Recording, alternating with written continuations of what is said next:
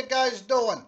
Mr. H here with you, Planet Earth. We made it to Friday. Not exactly the greatest Friday after the Steelers losing. We'll get to that later on.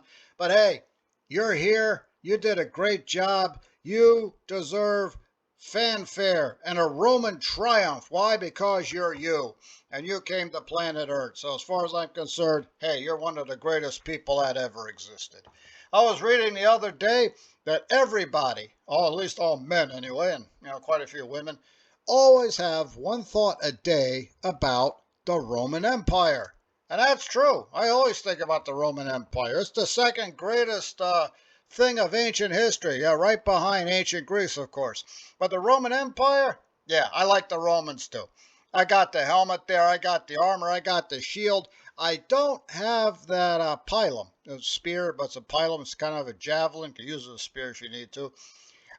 Some places you can get it from. Some places will make it for you. You could order it. Depends where you are. Some states think it's a weapon. It's called weapons trading. I don't know. It's a pilum, man. Okay?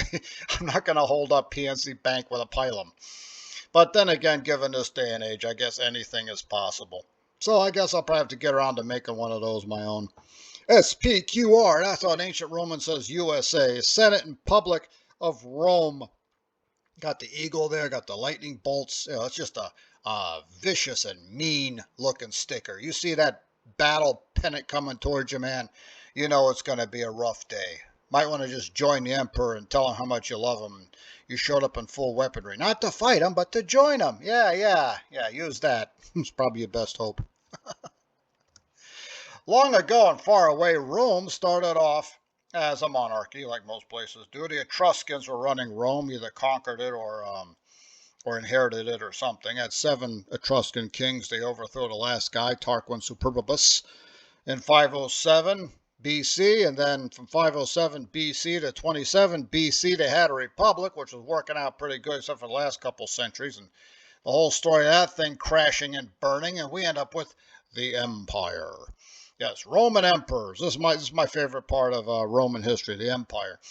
Back when I was in a middle school, we didn't really have Roman history, but we had Latin, which means you cover a lot of Roman history anyway. So, yeah, I had to memorize all the Roman emperors in order. They gave me a break on the barrack room emperors. So, hey, I still remember all this stuff, and it came in handy again in graduate school. So everything you learn, no matter where you are, what you're doing, it comes in handy somewhere else. Hey, Augustus, in 27 BC, he becomes emperor of Rome after the whole first triumvirate thing and chasing off Mark Antony and telling Lepidus to go retire or die, and Lepidus decides just to retire.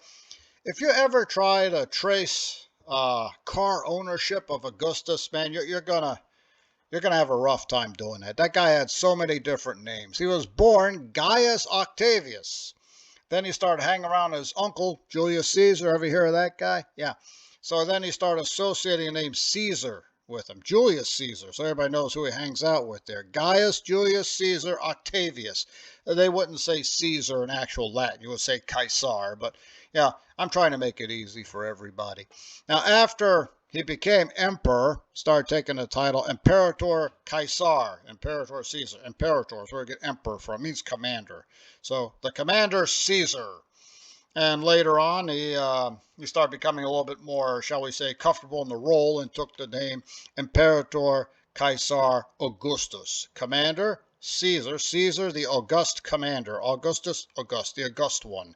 So if you know anybody named Gus, that's his real name, Augustus. Augustus wasn't too crazy about becoming an emperor per se. He wanted the job and fought for it obviously, but the Romans still had that thing about one person having full power, so he didn't really like being called the emperor in the beginning. He liked to be called the first citizen, and then as he got older, he kind of started fitting into the role, hence the name Augustus. Lives from 27 BC to 14 AD. Had some fun conquering Spain and some places there along the Danube. One place he had trouble conquering, though, never took care of it. Yep, Germany. A lot of people have trouble in Germany. Battle of the Teutoburg Forest there in 9 AD. 3 Roman legions go in and none come out. Yep, they trusted this Romanized German minor noble named Arminius, real name Herman. And they followed him into the dark woods one day to collect tribute from the German tribes, and he turns on them. Yep, the Roman legions are strung out along a road, kind of like Braddock over there, and when he got massacred in 1755, same idea. Right, Germans swarm all over him. 3 Roman legions get destroyed. How many Germans, we don't know, because no Romans came out. Germans will tell you a number, but the Germans are with numbers sometimes. That must have been one really bad day, and these are idealized pictures. All right, so imagine what the real thing must have been like. See that guy over there in the bottom left corner? Yeah, I think he was watching the Steelers game last night. So that was a pretty bad day, and when it got to Augustus, he almost lost his mind. Yep, Squintile vare, legiones rede. Yes, Quintilis Varus, you moron commander who went plunging into the dark forest following a stranger. Give me back my legions. Yeah, they're not coming back, man. I mean, it just ain't happening. What are those legions? 18, 19, 20, or 17, 18, 19? Well, anyway, they never used those numbers again for future legions. Just like they wouldn't use 7th for 7th Cav for a long time after Custer's last stand. Same sort of thing. So, yeah, they went back and tore up a lot of Germany and burned down villages in retaliation, but never conquered Germany. And, that's going to come back to bite them one day. Well, after Augustus died, Tiberius was the next guy in line. There were a lot of people he wanted as successors, including possibly that Varus guy. They had a way of either dying or disappearing or just not wanting the job, because as you see, this is not an easy job. Tiberius had no problem being called emperor. He liked the whole thing and thought it was awesome. Ruled from 14 to 37. He didn't like Rome too much, though. In the year 26, he moved out to the Isle of Capri and started governing the entire empire from there, and had people on boats back and forth between Capri and Rome, delivering messages to the bureaucracy. And it actually worked. Tells you had a pretty good bureaucracy set up, unlike other places I'm not going to name. Definitely not PennDOT, that's for sure. Eventually, he's, of course, going to die, and people thought that perhaps the person he named as his successor, his nephew, put a pillow over his face, and that was kind of the end of it. Some people say it was natural causes, he got old and died. Other people say it was helped into the afterworld by his successor. And we all know that guy. Who is that guy? Everybody knows Gaius Caesar Augustus Germanicus. Yeah, you never heard this guy? Old there GCAG? Never heard of him? He's got a nickname. What's that nickname? Yep, Caligula. Yeah, he's out there somewhere. Caligula. Boy, you meet this guy, you never forget him. Of course, it helps if you live long enough to remember him. Yeah, here's a bit of advice. Don't go meet him. All right, leave Rome. Don't go there. Stay out of there. Caligula is his nickname. That's what he went by. Nickname means little boots. He grew up in the army, actually, with Roman legions up and down the frontier. Has a little Roman outfit and everything. Yeah, you can already tell this guy's walking down a path that he's not coming back up. I take a look at that picture. It doesn't look like a nice guy. Like I said, if he becomes emperor, I'm just walking out of the city. I'll find something to do somewhere, I don't know, over in Dalmatia somewhere. Maybe I'll go to Egypt, because far away I can from this guy. Caligula was, shall we say, a colorful character. We know all about this guy. Yep, we know about the horse, too. Insidious. Actually means fast-moving. No, he did not make his horse a senator. He threatened to make his horse a consul because he hated the Roman Senate and didn't really like the government. He wanted to be an absolute ruler, which he was, but he just, I don't know, he didn't want to even have a bureaucracy. So I don't know, it seems easy. Do it and someone else does it, but that's him. He did take the horse to banquets, though, and weirdly enough, people liked the horse. Yeah, very popular. They actually invited guests quite a few times, so maybe Caligula's not the only crazy guy, but people really like Caligula's horse. A well-mannered beast, they said. Not sure it's drinking wine. I don't think I want a drunk 700-pound horse galloping about in closed areas, but hey, when in Rome, those the Romans.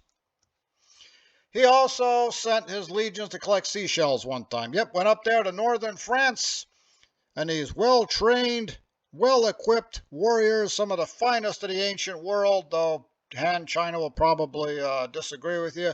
They went out to go find some seashells, and Romans being Romans, they got to do something. They like to try and do it right, and came back with a really nice collection of seashells. I'm sure more than a few are looking across the English Channel at Dover saying one day we should take that over. And one day they will.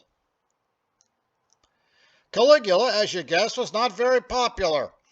He was such a, as the Canadians say, hose bag that the Praetorian Guard, his bodyguards, turned on him and stabbed him to death. Yeah, you're not supposed to do that, but it tells you how bad this guy was. After they finished, shall we say, getting rid of him, oh, what do we do now? We need a new emperor. Everyone's, freaking out in the palace because, stabbing the emperor to death caused a lot of noise, a lot of commotion. They ran to a library and found this guy hiding in the corner and decided he was going to be the new emperor because, he was Caligula's uncle. So, hey, Claudius, you get to be the emperor now. Claudius the bookworm. Runs him from 41 to 54. No one expected him to do a lot. And guess what? Turns out to be a pretty good emperor. Yeah, first of all, he's an accountant, so he can balance the books. He knew that. He decided he needed to go out and conquer something to show everybody he's a real emperor, right? Of course, he has no military experience. So what does he do? Does what everyone else would do. Call the legions, get ready to march to Great Britain. He grabs a book on military tactics, gets on the horse, and reads the book all the way up to northern France. And he was a really good student. He understood that book because they crossed over and conquered the southern half of Britain. All right, we call it England these days. Good job, Claudius. He was awesome. He's a good emperor. Then he died in 54, probably old age. There's always the rumors of poisoning and stuff, but we're pretty sure he just kind of dropped off one day. He named a successor. You notice they really never named their own children a lot of times. Yeah, have you noticed something about how these jobs tend to end, usually under mysterious circumstances? And even if they die naturally, like I'm pretty sure Claudius did and Augustus did, a lot of stress and strain on this job, man. You're better off just being a consul or a senator, man. Let someone else be the emperor. Well, the guy who takes over after Claudius, well, there's Claudius, by the way, what we think he might look like. The other guy look familiar? Yeah, there's a Jean-Luc Picard. I, Claudius. Long before Star Trek. I forgot all about that one. But that's what he looked like in real life, and there's Patrick Stewart pretending to be a Roman emperor. Hey, better job than I could do. Next guy up is Nero, 54 to 68, and just not a likable guy. There's a lot of words you could use to describe this guy, and none of them are good. A lot of FCC violations coming out of this. So that's what they think it looks like. It looks like a real hose bag. I'm going to let it go at that. And just not a likable guy. He never actually wanted to be emperor. He wanted to be, but he had no problem taking a job and hanging on to it, right? He wanted to be a poet, and he was a terrible poet. But he was a really good athlete. Yeah, he would go to the Olympics to throw a javelin. Of course, he's going to win. He's the emperor. Turns out he's winning it legitimately. He's very good throwing javelins. Early in his reign, he used to disguise himself and go down into, shall we say, the bar area down there and get in fights with people. People started to realize who he was because, he walks over about 14, people from the Praetorian Guard. Again, he didn't really like the job too much, had no problem taking it, spent his time partying, wine, women, and song, all that kind of thing, and everything just kind of disintegrated around him, but the empire's holding together. We all know about this. Nero fiddles as Rome burns. Again, a little bit of a myth. First of all, there's no fiddle. It looks like a harp, and I don't know if he's playing it or not.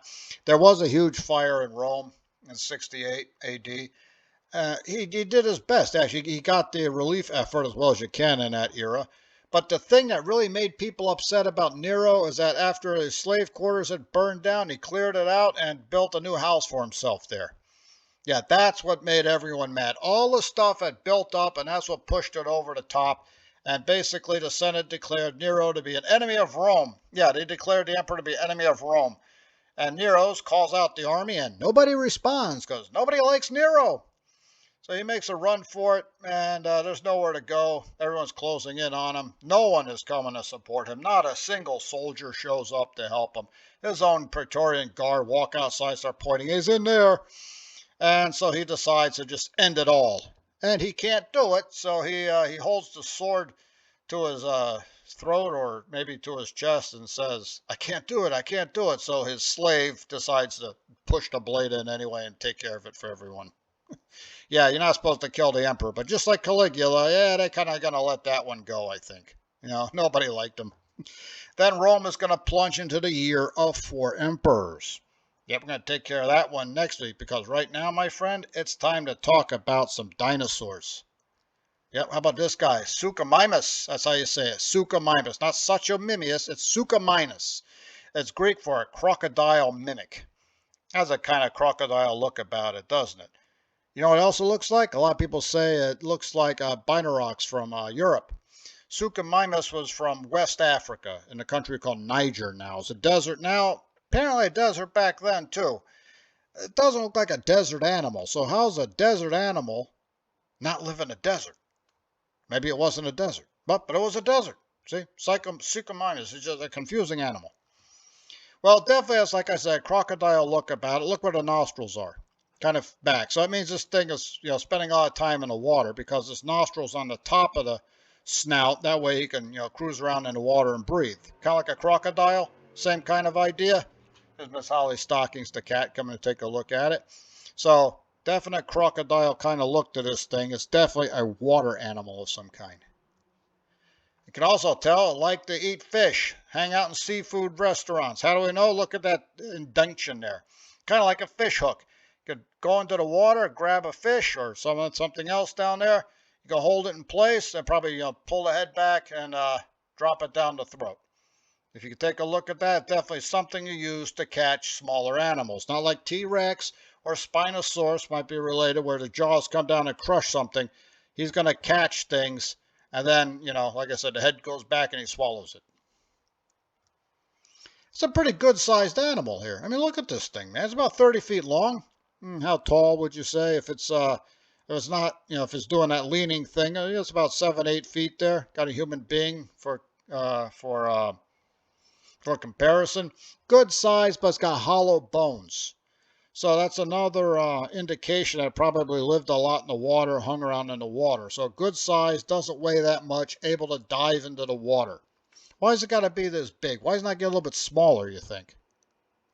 Because it's not the only thing in the water. It's called crocodile mimic. Meanwhile, there are actual crocodiles there. So he's got a little bit of competition. He's big enough not to be bothered by the smaller crocodiles, but some of these things get pretty big. We're talking 50 feet. Not exactly, the ones from the Cretaceous, but they can get pretty big.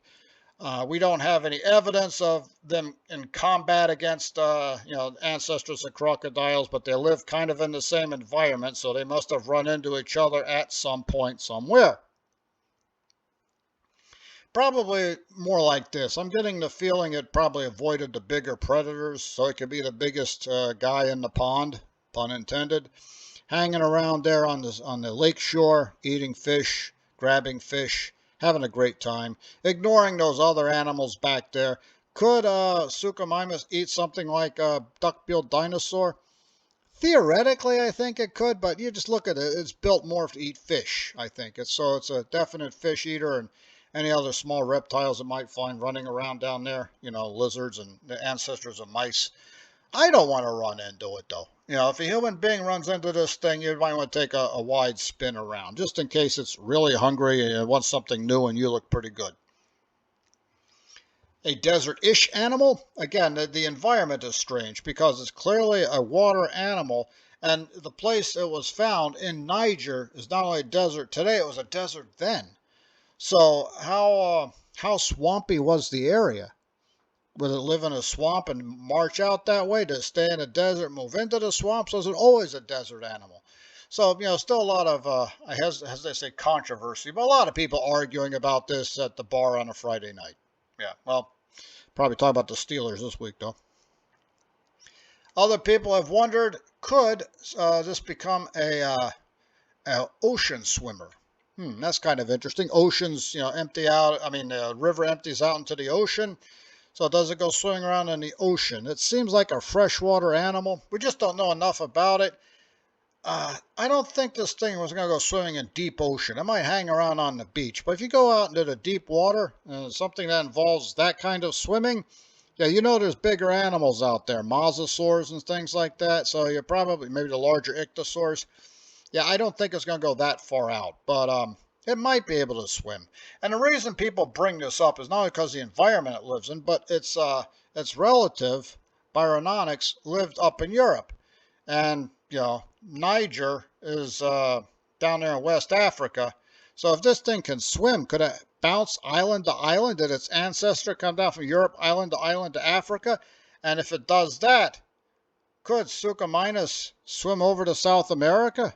It's certainly possible. Might be some smaller islands there in that channel, you know. So that's how things usually move around. We know that some animals got over to other continents by rafting. Maybe Suchomimus did the same thing, or swam island to island, or some sandbar or something over there. Haven't found anything yet, so if you want to find out if Suchomimus made it to South America or even North America or back to Europe, so one thing you can do. Yeah, start digging. Didn't say it was easy. But hey, once you find it, it's going to be awesome, and you get to be the guy who puts his name on that discovery. Grab a shovel, start digging. Speaking of digging, man, well, Florida State. I usually don't do college football, but this was just such a injustice. I have to call it out. Florida State at 13-0 is ranked number 5 behind number 4 Alabama at 12-1. Now, this isn't right. Michigan, Texas, Washington, they're undefeated. And here comes Florida State, undefeated, drops to number 5 instead of 4, and they're out of that championship tournament. Yeah, that's why the Seminole looks very upset. You know, I would be too. Some of the people who make this decision said, you know, they lost their starting quarterback a couple weeks ago. They've been dealing with their second and third string quarterback, but, you know, and they haven't played as well. No, they haven't played as well, but they still win. That's the idea. Keep winning. Remember, Rocky Balboa, it's not about how hard you get hit, how hard you get hit, and you keep moving forward. Florida State is getting hit left and right, and they kept going forward. Wasn't the most impressive victory, but hey, it was a win. They deserve to be number 4. Maybe they lose first round of the tournament, who knows? But hey, that's why they play the game. And who knows, if they win with their second and third string guys, it's an even more glorious triumph. But nope, college football playoffs, you screwed up on that one, pal. No one in Tallahassee will ever forgive you. Meanwhile, in Pittsburgh, a lot of people are going to have some trouble forgiving Mike Tomlin. We lost to the Arizona Cardinals, the 2-10 Arizona Cardinals, followed by a loss to the 2-10 New England Patriots. I don't know what the Cardinals did. They're my second team, but unfortunately they beat Pittsburgh. They must have channeled the power of the Superstition Mountains through the Fort Pitt Tunnel or something. So they win 24-10. Pittsburgh's Kenny Pickett goes down with an ankle injury. He's out 2 to 4 weeks. So not looking good. You lost the game that you should have won, and you're going to run with a second-string quarterback that a lot of people don't have a lot of confidence in, but we'll see how it pans out. So they lost to the Cardinals, and then we go and lose to another 2-10 team. Look at this. Back-to-back losses at home, prime time, you see the lights on, to 2 teams that were both 2-10. That means Coach Tomlin's on the hot seat, man, because if you're in charge, you're going to catch all of the blame. Oh, I don't know. It's just the usual thing happens. New England jumps out to a big lead. Pittsburgh has to catch up, which means no running game. They got to throw the ball. Patriots are waiting for them. That's not a recipe for success. It's extremely frustrating because when Tom Brady was running the show, we couldn't beat him. Now they really stink, and we still can't beat them at home. Yeah, missing a great game, ref. Well, a game anyway. Yeah, see that holding call? I remember this play, all right? That's not Tom Brady. It's a guy named Zappy, maybe. I forgot his name. He's from New England. I don't care. But he had a fairly decent game. But when, you know, you get away with holding people like that, yeah, you have a really good game. Doesn't matter. We still lost. It wouldn't have mattered, right? Oh, what an agonizing game to go over. Well, here's our guy for the next few weeks, maybe the season. See how long it takes Kenny Pickett to heal up. This is Mitch Trubisky. He had the job before Kenny Pickett showed up, and he wasn't that good then. He played okay during the game, but yeah, it's going to be rough, man. It's going to be rough. What do you think of those uniforms? Yeah, I'm not a big fan of alternate uniforms or color rush, but I will say one thing. That's a nice looking uniform, okay? If anybody's got a good color rush uniform, it's Pittsburgh.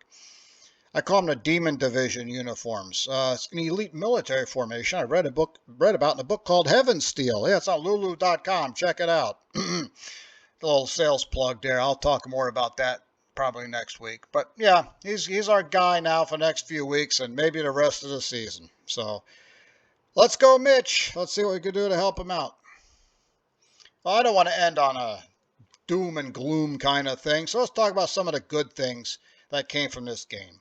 That is one amazing touchdown pass. Deontay Johnson brought this pass down. That was a little bit too far ahead of him, doing some serious stretching. Looks like someone's holding him as well. Way to go, ref. You see a yellow flag? I don't. But it's okay. Caught a touchdown. We scored. All right. So that was pretty good. Maybe Mitch Trubisky can get us through this rough patch. And then the other side, we have Chris Boswell, 56-yard field goal. Yeah, good job, man. It's actually one short of the record he holds at Acrisure Stadium. But hey, we're going to end everything on a high note. The Steelers are 7-6, still got a winning record. All right, there's 4 more games to go. We can still pull this thing out, right? This is what it's about. Remember I said about Florida State when the second and third string quarterback got to step up? We got to do the same thing here, Steelers. You've done it before. You can do it again. If you don't know what I'm talking about, 2005 Steelers, okay? Won the Super Bowl that year. You never know, because that's why they play the games. Well, it's Friday. I hope you have a fantastic weekend. Don't forget to like and subscribe, and I will see you here next week, hopefully boasting about a victory over the Indianapolis Colts. Have a great day, and Das Vidania.